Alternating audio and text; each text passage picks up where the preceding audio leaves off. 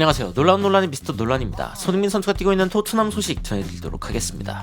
최근에 토트넘에서 굉장히 돋보이는 선수들이 있죠. 흥민손, 메디손, 히샬리손, 존손, 전부 다 이름에 손이 들어가고 있기 때문에 다이손? 장난이고요.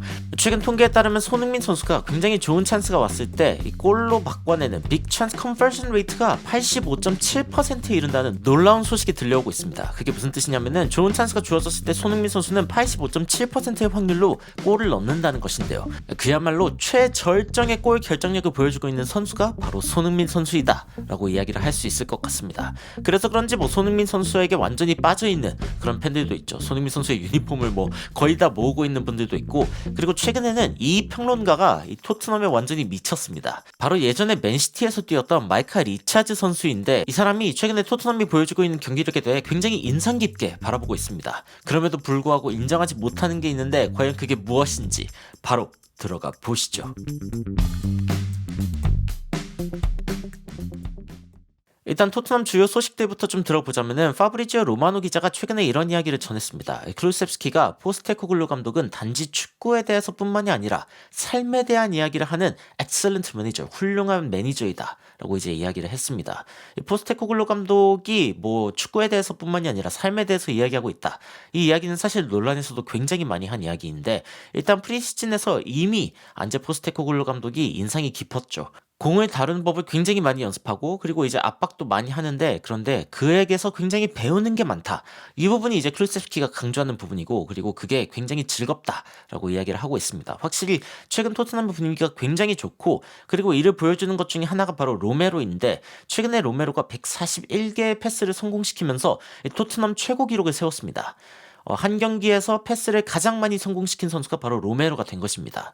근데 이걸 보다 보니까 제가 이게 그렇게 대단하지 않게 느껴진 이유가 있었습니다. 그 이유가 뭐냐면은 김민재 때문인데, 김민재가 패스 성공률 94, 92, 가끔은 100%의 패스 성공률을 보여주기도 하는데, 그런데 예전에 프라이부르크전에서 이 김민재가 미넨 소속으로 157번의 패스를 성공시키는 놀라운 모습을 보여줬습니다. 그때 당시에 패스 시도 횟수는 170번. 굉장히 많이 시도했고, 그 중에 157번을 이제 성공시킨 거니까 엄청난 성공률이라고 볼 수 있죠. 근데 로메로는 141개를 성공시켰는데 클럽 레코드라고 하니까 그냥 웃음만 나올 뿐이죠. 김민재 선수는 157번이나 성공을 시켰는데, 그리고 이제 김민재가 기록한 이 170번의 패스, 이거는 지난 10년 동안 분데스리가 단일 경기에서 한 선수가 시도한 7번째로 많은 패스 수라고 합니다. 굉장히 놀랍지 않습니까? 가장 많은 패스를 기록한 선수들을 보면은 또 이제 김민재 선수가 더 놀라워지는데, 뭐냐면은 율리안 바이글, 이 선수가 가장 많은 패스를 시도했다고 하고, 그 다음이 사비 알론소 감독이라고 해요. 지금은 감독으로 뛰고 있고, 예전에 선수였던 사비 알론소인데 210회 그리고 204회의 패스를 기록했는데, 이 두 사람은 사실은 미드필더입니다. 아니, 필드 중간에 있기 때문에 앞으로도 뿌릴 수 있고 뒤로도 뿌릴 수 있고 선택지가 많단 말입니다. 그런데 김민재 선수는 센터백이죠. 그야말로 공격의 시발점이라고 할 수 있는 가장 낮은 위치에서 이제 패스를 전달하는 역할이기 때문에 사실은 앞으로밖에 공을 줄 수가 없는데, 김민재 선수가 170번의 패스를 기록했다. 야, 그야말로 장난 아니다 라고 이야기할 수 있는 부분이고, 김민재 선수 최근에 발롱도르 22위를 탔죠. 이 부분이 또 인상적인 게 뭐냐면은, 이 22위라는 숫자는 사실은 발롱도르에서 아시아에 굉장히 의미 있는 숫자 중 하나입니다. 왜냐면 손흥민 선수가 과거에 발롱도르 22위를 탔었거든요. 이걸 기록한 다음에 손흥민 선수가 또 11위까지 올라가면서 EPL 득점왕을 기록했던 그 해의 랭킹을 더 높여놨는데, 손흥민이 22위를 탔던 이때 사실 아시아 기록이었습니다.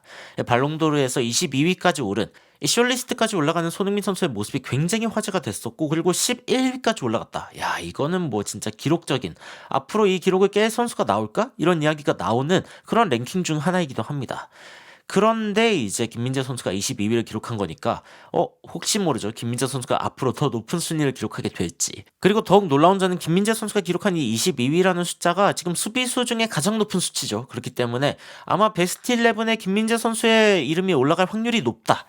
왜냐면은 이제 최고의 수비수라는 인정을 받았기 때문에 아무래도 월드 베스트 11에 들어갈 확률이 굉장히 높지 않겠나 라는 생각이 드는데, 생각만 해도 좀 소름 끼치는 일입니다. 그래가지고 이 부분 굉장히 응원하고 있고, 그리고 이제 토트넘의 어떤 일정에 대한 얘기가 굉장히 많이 나오고 있는데, 좀 살펴보자면은 11월에 첼시, 울버햄튼 그리고 아스톤빌라를 만나게 됩니다.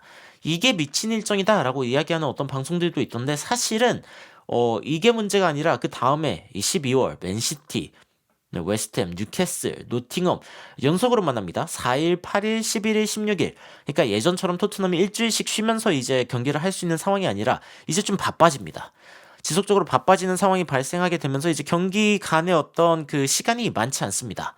그리고 박싱데이도 다가오는데 토트넘 에버튼, 토트넘 브라이튼, 토트넘 본머스 등등 이제 굉장히 많은 경기를 치르게 되는데 그나마 다행인 게 뭐냐면은 강팀과의 경기가 일단 맨시티와의 경기가 일단 가장 신경이 쓰이는데 다행히도 충분히 쉬고 경기할 수 있습니다. 그렇기 때문에 토트넘 입장에서는 이 난리난 일정 한가운데 맨시티 만나는 게 아니라 처음에 만나기 때문에 오히려 다행이다. 라고 이제 해석을 할 수 있는 부분이고, 그리고 이제 첼시와의 경기를 좀 살펴보면은 첼시가 요즘 폼이 안 좋죠. 그렇기 때문에 지금 만나는 거는 나쁘지 않은 선택인 것 같다. 그리고 그 다음에 만나는 게 울버햄튼인데 울버햄튼도 최근에 지금 네투가 다쳤습니다. 이게 황희찬 선수한테는 굉장히 슬픈 이야기지만 근데 토트넘 팬들한테는 굉장히 다행인 이야기 중에 하나죠. 네투가 11월 말이 되어서야 좀 돌아올 수 있다라는 이야기가 나오고 있기 때문에 일단 토트넘과의 경기에선 못 나서죠. 왜냐면 11월 말이기 때문에. 그래서 일단 토트넘은 울버햄튼과의 경기에서도 일단 좀 잘 대비할 수 있는 그런 상황이 되었다라고 이야기를 할 수 있을 것 같습니다. 그리고 그 이후 일정도 좀 간단하게 살펴보면은 자, 이 일정은 제가 좀 따로 떼어놨는데 이유가 뭐냐면은 이 앞에가 이제 아시안컵이랑 겹칩니다. 아시안컵 일정이 이제 2014년 1월 12일부터 2월 10일까지인데 만약에 결승전까지 간다라고 이야기를 하면은 아마 이 경기까지 좀 못 뛰게 되는 상황이 발생하겠죠. 근데 이제 맨유, 브라이튼과의 경기를 못 뛰게 되는 건 확실히 좀 마음에 걸리긴 합니다. 이 상황을 어떻게 토트넘이 좀 잘 마무리할까? 이거는 아무래도 이제 겨울 이적 시장의 어떤 영향도 받지 않을까? 1월까지 이제 이적 시장이 있기 때문에 이때 잠깐 열리는 이적 시장에 과연 어떤 일이 일어날까 좀 살펴봐야 될 것 같고, 그리고 2월에 바로 황희찬 선수와의 더비, 코리안 더비가 있고, 그리고 첼시 토트넘 다시 한번 만나게 되는 상황입니다. 그런데 사실은 이 이후에 토트넘의 일정이 또 나쁘지가 않은 게 뭐 크펠, 뭐 풀럼, 루턴, 웨스트햄, 노팅엄 한동안 좀 괜찮은 상황을 이제 맞이하게 되는 토트넘이고, 문제가 있다면 아스톤 빌라와의 원정이겠죠. 이 경기가 그나마 좀 힘들 수가 있는데 그래도 좀 쉬운 일정을 가져가다가 막판에 뉴캐슬, 맨시티, 아스날, 리버풀 이 네 개의 이제 4연속 힘든 일정을 가져가게 된 토트넘입니다. 그 다음에 벌리, 셰필드, 이 강등했다가 올라온 팀들 두 개를 만나게 되는데 이 결국에는 토트넘이 이 4연전에서 제대로 버틸 수 있느냐, 이게 결국에는 토트넘의 우승 구분응선이다라고 이제 이야기를 할 수 있는 부분이고, 이걸 넘어갔다라고 하면은 이제 번리, 셰필드를 만나면서 쉬운 일정을 통해서 이 피해를 마무리하는 굉장히 좋은 그림이 그려집니다.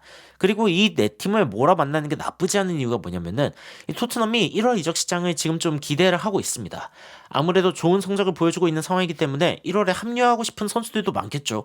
1월부터 5월까지 바짝 일하면은 우승 트로피를 들 수 있는 상황인데 이 역사적인 상황에 참여하고 싶은 선수들은 분명히 토트넘으로 올 거란 말입니다. 그러면은 그 새로운 선수가 왔을 때 4월까지 일단 조직력을 끌어올릴 수 있는 시간이 있다. 이게 굉장히 중요한 부분입니다. 만약에 그 전에 만나게 된다라고 하면 좀 문제가 생길 수 있겠죠. 그런데 이 쉬운 일정들을 통해서 뭐 아스톤 빌라 원정은 좀 힘들 수 있겠습니다만은 이 전체적인 일정을 통해서 좀 조직력을 끌어올린 다음에 이제 뉴캐슬, 맨시티, 아스날, 리버풀 만난다. 이거 괜찮은 상황이죠. 그렇기 때문에 토트넘이 어떻게 보면 일정적으로도 나쁘지 않은 상황이다. 그리고 지금 포스테코글루 감독이 원래 슬로우 스타트로 굉장히 유명하거든요. 브리스베인의 코치, 이때 호주 클럽팀의 코치였을 때에도 슬로우 스타트 때문에 팬들이 좀 힘들어했다, 뭐 이런 이야기가 있고, 그리고 요코하마를 매니지하던 당시에 그 포스테코글루 감독도 이제 슬로우 스타트라는 이야기가 나왔었고, 그 다음에 포스테코글루 감독이 셀틱에 있을 때도 그때도 슬로우 스타트가 있었는데 그때 팬들이 그래도 좀 지지를 해줬습니다. 굉장히 다행이었고, 지속적으로 보여주고 있는 포스테코글루 감독의 사례를 통해 알 수 있는 것 중에 하나가 뭐냐면은 후반기에 더 강합니다. 가면 갈수록 강한 팀인데 그런데 후반기에 이제 강팀을 만나게 되기 때문에 이 부분도 좀 좋은 상황이다라고 이야기를 할 수 있을 것 같습니다. 그리고 좀 긍정적으로 볼 수 있는 지표들도 있는데 그 애슬레틱 같은 경우에는 포스테코글루 감독이 토트넘이 느리게 시작할 것 같았는데 지금 1위다라고 이야기를 한 적이 있었거든요. 그런데 생각보다 그렇게 체력 소모가 심하다고 이야기할 수가 없는 게 많이 뛰고 있는 선수들을 보면은 다른 팀들이 더 많고 데얀 클루셉스키 혼자서 좀 많이 뛰고 있다. 라는 어떤 그 통계가 전해진 바 있습니다. 물론 토트넘 전체가 얼마나 많이 뛰었는지 이런 부분들에 대해서는 제가 지금 접근이 불가능한 자료이기 때문에 뭐 전체적으로 팀이 얼마나 뛰었고 얼마나 지쳤다 이런 부분들을 정확히 알 수는 없지만 생각보다 토트넘이 그렇게 체력적으로 힘든 상황이냐라고 했을 때 아닌 것 같다라는 생각이 좀 듭니다. 게다가 이제 솔로몬, 세세뇽, 우도기 이런 선수들도 이제 11월, 1월 이때쯤 돌아오고 그리고 페리시치도 1월에 돌아올 수 있다라는 이야기가 나오고 있습니다. 그렇기 때문에 토트넘이 점점 더 좀 풀스쿼드에 가까워지고 그리고 1월에 새로운 영입들도 할 것 같습니다. 이런 상황들이 지속적으로 이어지고 있기 때문에 굉장히 좀 마음이 심란한 해설자가 있습니다. 바로 마이카 리차즈인데 최근에 마이카 리차즈가 토트넘의 약진에 대해서 굉장히 관심 있게 보고 있습니다. 그리고 토트넘이 지금 엄청나게 좋은 팀이다라는 거를 인정하고 있는 해설가 중에 한 명이 바로 이 마이카 리차즈인데 이 리차즈가 지금 고생하고 있는 것 중에 하나가 뭐냐면은 해리 케인이 없을 때 토트넘이 더 좋은 팀인가 이거에 대해서 인정하는 거를 굉장히 힘들어하고 있거든요. 그래서 제가 이게 너무 웃겨가지고 영상을 좀 가져와 봤습니다. 전체적으로 어떤 이야기를 하는지 제가 좀 동시통역을 해드리도록 할게요. Now 2 points clear if they win. 자, 이게 어떤 때 찍은 영상이냐면은 크리스탈 팰리스와의 경기 전에 찍은 영상인데 만약에 그 경기를 이기게 되면 이라고 이야기를 한 겁니다. At Palace on Friday tomorrow, they'll be 5 points clear. 자, 5점이나 1위랑 차이가 나게 된다라고 이야기를 하면서 이 뒤에 말하는 게 진짜 웃긴데 Title over, no? 자, 뭐 우승 이제 끝난 거 아니냐. 자, 농담입니다. 농담. Hold on. I'm going to ask you that question again. 자, 이 마이카가 이런 이야기를 합니다. 자, 웃으면서 자, 해리 케인 없이 토트넘이 더 좋은 팀이냐 이거 이야기하는데 한번 들어보시죠. Are they a better team without Harry And Kane? therefore, we're going to ask you the question once again, Micah, that you... 자, 이 질문을 하는 이유가 뭐냐면은 예전에 마이카한테 자, 해리 케인 없이 더 좋은 팀이냐, 토트넘이 더 좋은 팀이냐 이걸 물어봤었는데 대답을 못했어요. 그래서 마이카 리차즈가 이제 게리 리네커한테 한번 물어본 거죠. 물어봤는데 다시 한번 이제 이 질문을 돌려주는 장면입니다. refrain from answering repeatedly. Are you saying, Micah, that Tottenham Hotspur are a better team without Harry Kane? I'm saying the rest of the team have stepped up. 자. 해리 케인 없이 더 나은 팀이냐라고 물어봤는데 아니 내가 생각할 때는 그냥 토트넘의 다른 선수들이 더 책임을 많이 져주고 이제 약간 돌리는 거죠. 해리 케인이 없이 더 낫다라고 확정을 하지 못하는 그런 모습인데 이런 모습에 이제 그 게리 리네커 그리고 또 옆에 있는 앨런 시어러가 엄청나게 웃음을 터뜨립니다. Honestly. They weren't saying about, they were saying, can you imagine if somehow Tottenham won the league? They've got no European football, obviously they can concentrate the right. 자, 이 부분 어떤 이야기를 하는 거냐면 If they 만약에 토트넘이 이 PL을 어떻게든 우승을 하고 highly unlikely. 그 다음에 만약에 케인이 Harry Kane. 미넨에서 우승을 못한다면 I mean, it doesn't really disappoint me. I mean, 지금 이게 케인이 만약에 미넨에서 못 이기고 토트넘이 만약에 이긴다면 이런 이야기를 하는 거거든요. 그러면서 이제 어떤 이야기를 좀 많이 하냐면은 그 뒤에 만약에 이제 스트라이커로서 하지만 또 토트넘 팬이지 않습니까? 자신이 떠난 토트넘이 잘 되는 걸 보면 해리 케인의 기분은 어떨까? 이런 거에 대한 질문을 던집니다. 그러면서 케인이 기분이 과연 토트넘 팬으로서 좋을까? 아니면 자신이 떠나서 잘하고 있는 토트넘 보니까 싱숭생숭할까? 이런 이야기가 지속적으로 나오거든요. Thinking, can you imagine? There has to be, doesn't it? It's only human nature. I still think at some stage they will start to miss him and his crucial goals that he got. 자, 앨런 시어러 같은 경우에는 일단 해리 케인이 없는 거에 대해서 토트넘이 언젠간 좀 그리워할 것 같다. 왜냐면은 이제 해리 케인이 굉장히 중요한 골을 많이 넣어주던 선수이기 때문에 결정적인 순간에 골이 안 나올 때 해리 케인이 있었으면 좋았을 텐데 뭐 이런 이야기가 나올 법하다라고 이제 이야기를 하고 있는 거죠. 그래가지고 이제 뭐 평론가들의 이야기를 들어보면은 뭐 게리 리네코도 그렇고 그리고 이제 앨런 시어러도 그렇고 케인이 없는 팀이 더 낫다라고 이야기하기까지는 어렵다. 근데 문제가 뭐냐면 이제 게리 리네코가 그런 이야기를 하거든요. Chips have got each end of the pitch. Yeah. Son and Maddison, if they can keep, they're superb. Obviously, Son in the 9 role is looking exceptional. 자, 일단 손흥민이 9번 자리에서 굉장히 잘해주고 있고 그리고 손흥민과 메디슨의 이 조합 이 앞에 있는 이 조합이 굉장히 주목할 만하다. 그런데 리네커가 이 앞에 있는 조합뿐만이 아니라 뒤에 있는 조합도 굉장히 주목할 만하다라고 이야기를 합니다. And at the back, Van de Ven and Romero, is there a better defensive partnership in the Premier League at the moment? You perhaps go. 자, 반더벤이랑 로메로 이 조합보다 더 나은 조합이 있냐? 이걸 이제 수비수 출신인 마이카 리차즈한테 물어보는데 마이카 리차즈가 그런 이야기 합니다. 확실히 로메로 반더벤 조합은 굉장히 좋다. 특히 반더벤이 너무너무 잘한다라고 이야기를 하는데, 그런데 로메로 같은 경우에 가끔 좀 이제 약간 좀 열받거나 아니면 흥분할 때 이제 카드를 받게 되는 그런 상황이 있기 때문에 그 부분에 대한 어떤 리스크가 있지만, 반더벤이 너무너무 침착하고 너무너무 잘해주고 있기 때문에 그래서 토트넘의 어떤 수비진, 현재 프리미어리그 최고의 센터백이라고 해도 전혀 과언이 없다, 이런 이야기를 하거든요.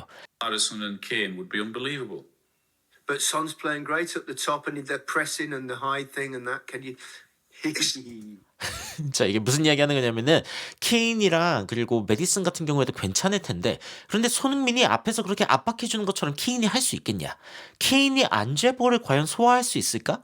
이런 질문들도 나오거든요. 그러면서 이제 막 히히히 이렇게 웃는 게 굉장히 난처한 질문이기 때문이죠. It's different.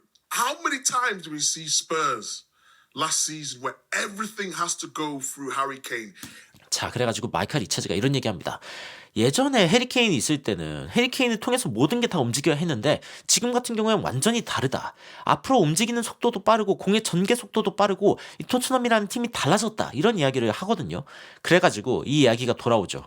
All right, Micah, let me ask you this then. Are Spurs a better team without Harry Kane? 자, 그래서 다시 한번 물어본다. 케인이 없을 때 토트넘이 더 나은 팀이냐?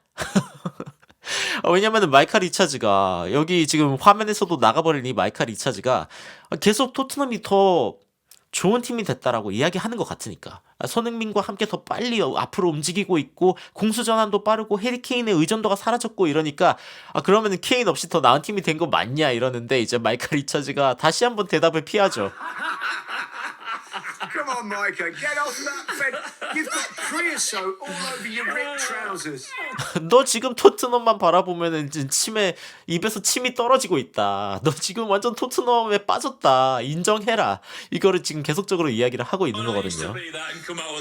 I started the punditry as well. Come on. 나도 처음에 해설자 직업을 했을 때 이런 게 쉽지 않았다라고 이야기하는 앨런 시어러인데, 앨런 시어러 같은 경우에 아무래도 뉴캐슬에 대한 애착이 있으니까 이제 공정하게 이야기하기 힘들었겠죠. 그러니까 이제 마이카 리차즈한테도 너 진짜 맨시티 편만 들지 말고 토트넘도 이제 좋아한다고 말해라. 이거 인정해라. 이렇게 이야기하는 거거든요. 그만큼 요즘에 토트넘의 분위기가 좋다. 이 이야기를 여러분들께 좀 전해드리고 싶었고, 이런 이야기를 좀 마무리하고 싶습니다. 안제 포스테코글루 감독이 손흥민을 크리스티아노 로날도에 비교를 했습니다. 비교를 하면서 이 토트넘의 스타가 지금 센터 포워드가 된 거, 이 부분에 대해서 이야기를 했는데, 이게 그 크리스탈 팰리스와의 경기 뒤입니다. 뒤에 이제 스카이 스포츠와의 경기에서 이렇게 이야기를 했습니다.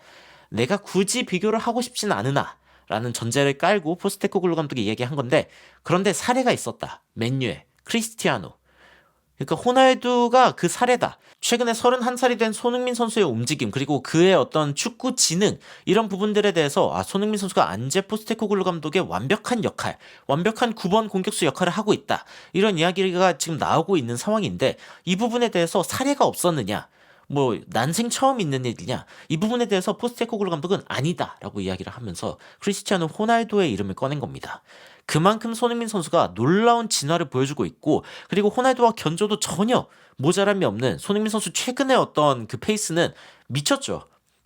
경기 수보다 아마 골이 더 많을 텐데 손흥민 선수 최근 페이스는 정말 미쳤다라고 이야기를 할 수 있는 부분이고, 그만큼 이 토트넘의 분위기가 좋아서 마이카 리차즈가 케인 없이 토트넘이 더 나은 팀인가에 대해서 고민을 할 정도로, 지금 토트넘을 지지한다고 토밍아웃을 해야 되나 고민하고 있는 마이카 리차즈의 모습인데, 여하튼 손흥민 선수의 토트넘이 굉장히 좋은 모습을 보여주고 있다. 이런 이야기들을 여러분들에게 전해드리고 싶었습니다. 여러분들은 최근 이 사손이 활동하고 있는 토트넘, 그리고 그 중에서도 특히 돋보이는 우든머리 쏜, 흥민 쏜의 이 활약에 대해서 여러분들 어떻게 생각하고 계신지 댓글로 의견 남겨주시면 더 흥미로운 소식으로 찾아뵙도록 하겠습니다. 이상 놀라운 논란 미스터 논란이었습니다. 시청해주셔서 감사합니다. You are my sunshine, my only sunshine. You make me happy, home and away. And when it's pouring, you keep on scoring. So please don't take my Sony away.